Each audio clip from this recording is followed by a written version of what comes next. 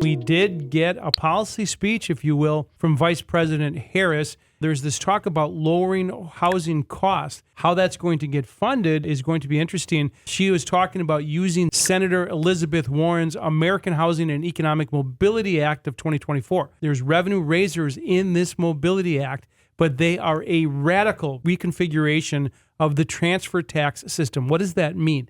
It means that they're going to try to change the estate tax laws if they get a trifecta. It means the 1600 Pennsylvania Avenue, obviously the White House, in both the House and the Senate.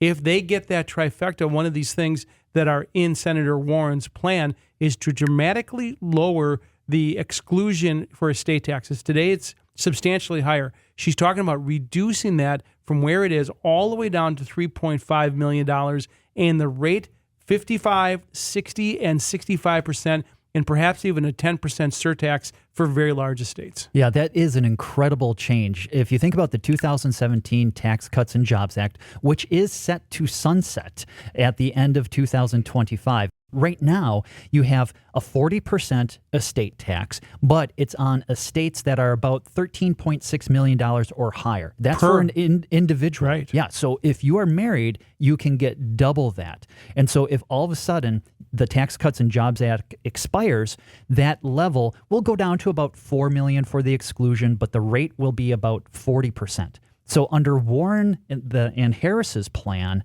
all of a sudden, well, it's $3.5 million. And that rate goes from 40% up to, I don't know, 60%. To me, that sounds like almost confiscation. It is confiscation. And you think about it, you paid income taxes on your whole life.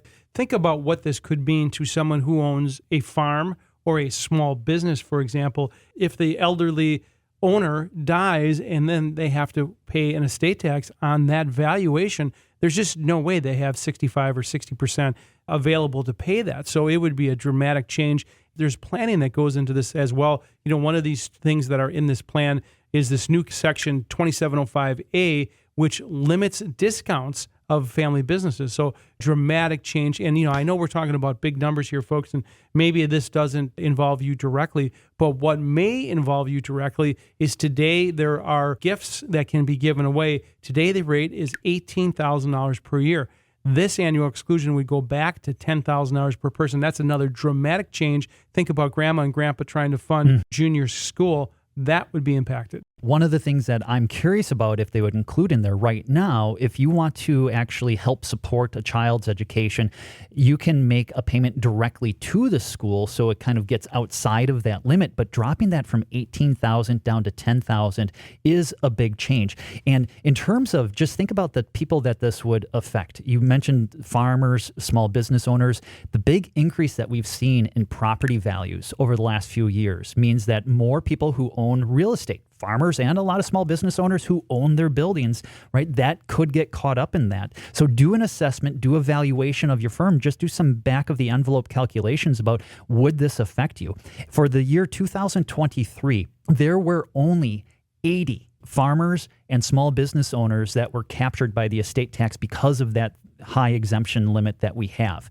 Part of that was because of that discount that you get for the family valuations. If you can't do that, it's unknown right now how many people this could actually affect. So do some math, do some planning, but they also want to take away some of the planning tools. Right. One of the changes, trying to really restrict the ability to use grantor retained annuity trusts, also called GRATs. Now, in the estate planning world, there are all sorts of wonderful acronyms that you can use. But if you haven't sat down with an estate planning professional, a financial professional who's on your side of the table, I think should get in touch with us in order to have that conversation about how can you make plans under the current tax law, but also then try to prepare for any changes that might be coming, because we don't know what those changes will be. And we really shouldn't jump in front of it because we don't know how the election is going to turn out.